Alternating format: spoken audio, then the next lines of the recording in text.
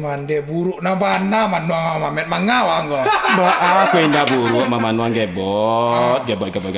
Kapatang ko kan ambo dapet cewek di Ramayana. La ilah deh. Paniang. Atuh? Nak ceritanya merdeka gebot dah. Ingin tahu gebot ceritanya? Apa ceritanya? Pertama nak. Inyo mana telepon ambo. Siapa inyo telepon ambo? Bang. Bisa enggak bang? Kita ketemuan bang.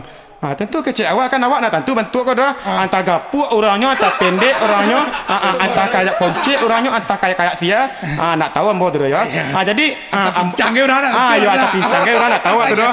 Abah kirim lah SMS ke inyo. Kirim SMS ke inyo. Oke deh. Ya.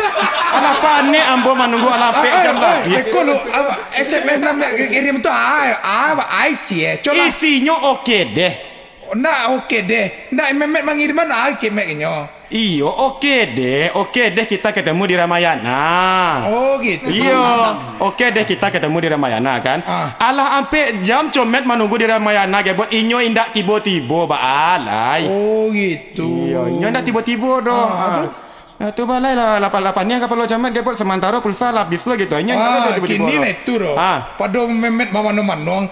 Awak dangan lagu Yeni Mustika go. Persis nama tu kejadian itu comet go. Judulnya itu comet.